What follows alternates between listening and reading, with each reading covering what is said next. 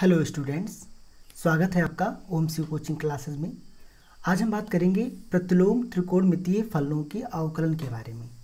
आइए हम कुछ एग्जाम्पल से समझते हैं। हमारा पहला एग्जाम्पल है y बराबर सेक इनवर्स ब्रैकेट में root x minus one upon x plus root x bracket बंद प्लस साइन इनवर्स फिर यहीं पे x plus root x upon root x minus one. तो आप यहाँ देख सकते हैं ये हमारा सवाल है, हमें इसका अवकलन करना है।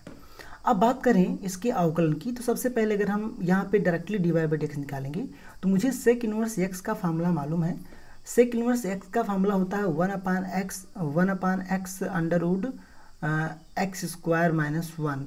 इसी प्रकार साइन इनवर्स एक्स का होता है one upon under root one minus x square. Okay, तो ये सब फार्मूला हमें मालूम है, लेकिन यहाँ पे आप देख सकते हैं अगर यहाँ एक्स लिखा होता तो हमारे लिए ये बहुत ही आसान सवाल होता। लेकिन चूंकि यहाँ पर आप देख सकते हैं कि इतना बड़ा कॉम्प्लेक्स है, इसको मुझे टी मानना पड़ेगा और फिर इसको सॉल्व करना पड़ेगा। तो एक तरीका वो हम सॉल्व कर सकते हैं, ठीक है, लेकिन प्रोसेस आपका बहुत लंबा जाएगा। थोड़ा सा हम अगर दिमाग लगाएं तो हम इसको बहुत आसान बना सकते हैं। कैसे?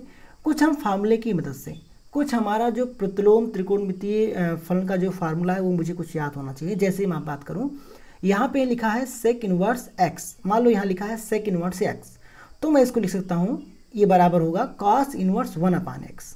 आप देख सकते हैं यहाँ पे, चूंकि हम जानते हैं sec inverse x is equal to cos inverse one upon x, तो यहाँ से आप देखिए root x minus one upon x plus root x है।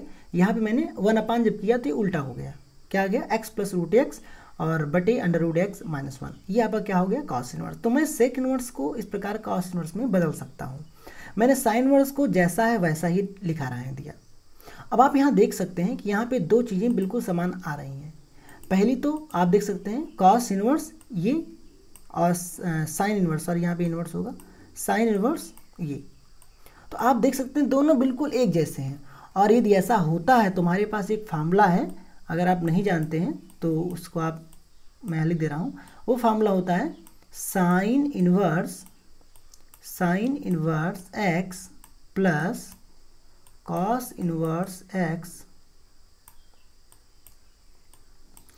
इनवर्स एक्स, ये बराबर होता है पाई बाई टू के। किसके बराबर होता है? पाई बाई टू के।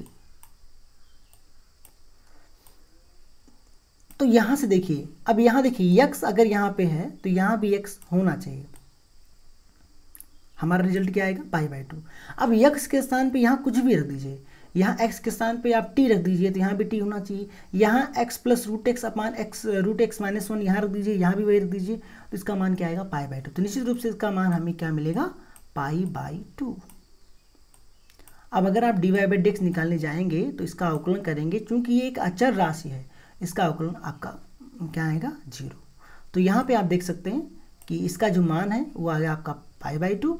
और जब मैं इसका अवकलन करूँगा विथ रिस्पेक्ट टू एक्स, हम यहाँ y बराबर पाई बाई टू लिखने के बाद यहाँ एक लाइन जरूर लिखेंगे, यहाँ पे x के सापेक्ष अवकलन करने पर differentiate with respect to x। तो जब हम इसका x के सापेक्ष अवकलन करेंगे, चूंकि ये कांस्टेंट टर्म है इसलिए इसका रिजल्ट क्या आएगा? जीरो आएगा। ओके, तो ये हमने पहला सवाल डिस्कस किया। अब आइए दूसरे एग्जाम्पल पे आते हैं।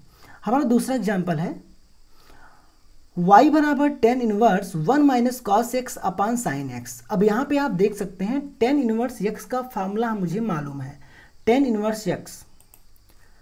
तो यहाँ पे आप देखिए कि अगर यहाँ पे टेन इनवर्स एक्स होता तो मैं इसका फार्मूला जानता हूँ, इसका अवकलन मैं डायरेक्टली जानता हूँ, क्या होता है? One upon one plus x square. तो यहाँ पर अगर मैं इसको t मान के हल करूँगा तो निश्चित रूप से बहुत ही बड़ा बनेगा। ओके, तो अगर हम इसमें थोड़ा सा ट्रिग्नोमेट्री का फार्मूला लगाएं और इसको हम छोटा कर दें तो निश्चित रूप से हमारा सवाल बहुत जल्दी सॉल्व हो जाएगा। उसके लिए मुझे क्या करना पड़ेगा? यहाँ पे देखिए क्या मैं करूँगा, मैं यहाँ पे थोड़ा सा आपको करके दिखाता हूँ। टेन इनवर्स वन माइनस ये जो कॉस एक्स है, यहाँ पे मैं इसका हाफ एंगल फार्मूला लगाऊंगा। तो हमें ये मालूम है कॉस टू एक्स का फार्मूला होता है, अगर मैं बात करूं तो ये होता है आपका, मुझे यहाँ पे अगर वन गायब करना है तो मैं यहाँ से लगा दूंगा formula one minus two sine square x.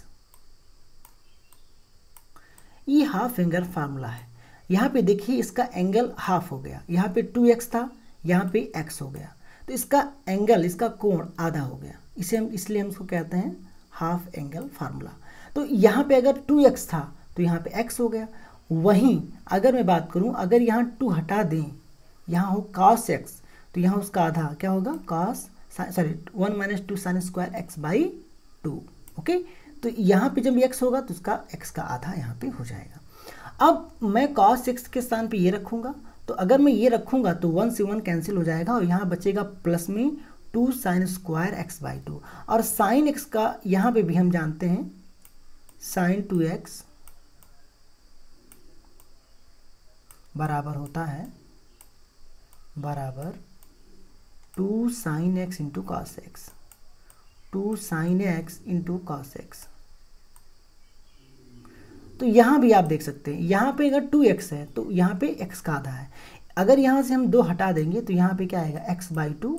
उसी प्रकार यहाँ पे भी cos x के बाद में भी क्या आएगा, x by 2, cos x by 2। तो ये आपको मिलेगा sin x बराबर 2 sin x by 2 into cos x by 2। और यहाँ अंश में क्या बचा हुआ है, 1 से 1 तो कैंसिल हो जाएगा, यहाँ बचेगा plus 2 sin square x by 2। तो 2 से 2 कैंसिल हो जाएगा, जब मैं दोनों का डिवाइड करूँगा तो 2 से 2 कैंसिल हो जाएगा, एक sin x बाई 2 से एक sin x बाई 2 कैंसिल, एक sin x बाई 2 ऊपर बचेगा और नीचे बचेगा cos x बाई 2। ओके, तो cos x बाई 2 नीचे बचे, दोनों का डिवाइड करेंगे तो आपको मिलेगा 10x बाई 2। ठीक है, अब यहाँ से आप देखिए 10 से और 10 इनवर्स कैंसिल हो जाएगा, तो y बराबर बचेगा x बाई 2। अब आप इसका यहाँ पे एक लाइन क्या लिखेंगे, x के सापेक्ष अवकलन करने पर। जब आप ऐसा करेंगे तो 1 बाई 2 बाहर आएगा, x का अवकलन कितना होता है 1, तो आपको आंसर मिल जाएगा 1 बाई 2। ओके, अब आइए एग्जाम्पल नंबर 3 देखते हैं। इस एग्जाम्पल में आप देखिए आपको दिया हुआ है y बराबर 10 inverse under root 1 minus cos x बटे 1 प्लस कॉस एक्स। आपको कुछ नहीं करना है, यहाँ से आपको 1 हटाना है, तो आप कॉस एक्स को तोड़ देंगे, 1 minus 2 sine square x by 2। और यहाँ पे आपको फार्मूला इस कॉस एक्स का लगाना है ताकि 1 कैंसिल हो जाए। यहाँ पे आप लगाएंगे 2 cos square x by 2 minus 1। तो यहाँ से ये 1 कैंसिल, दोनों 1 कैंसिल बच जाएगा, और 2 से 2 भी कैंसिल हो जाएगा। कुल मिला के यहाँ पे आपको मिलेगा यहाँ पे आपको मिलेगा कुल मिला के 10 स्क्वायर एक्स बाई 2, और यहाँ जो रूट है ये स्क्वायर को कैंसिल आउट कर देगा। तो आप कुल मिला के यहाँ पे आप देख सकते हैं, तो यहाँ पे आपको 10x बाई 2 मिल जाएगा, और 10 से 10 इनवर्स कैंसिल, यहाँ पे x बाई 2। अब आप यहाँ पे क्या लाइन लिखेंगे, differentiation with respect to x। तो यहाँ से ये लाइन आप यहाँ लिख देंगे, differentiate with respect to x के सापेक्ष अवकलन करने पर। ये लाइन आप हमेशा लिखेंगे जब भी आप बोर्ड का एग्जाम दे रहे हैं, तो ज़्यादा बढ़िया रहेगा। तो यहाँ पे जब आप इसका अवकलन करेंगे तो निश्चित रूप से आपको 1 बाई 2 मिल जाएगा। ओके, तो आइए एग्जाम्पल और समझते हैं। आपको दिया है एग्जाम्पल नंबर 4 में, देखिए क्या दिया है आपको। ये दिया हुआ है y बराबर 10 inverse under root x minus 1 बटे 1 माइनस एक्स की पावर 3 बाई 2। यहाँ पे थोड़ा सा करेक्शन है, यहाँ पे आप प्लस कर दीजिएगा।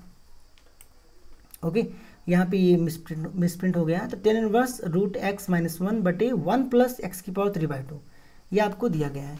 यहाँ से ये आप अगर देख रहे हैं तो इसको थोड़ा सा आप कम करना अगर चाहें।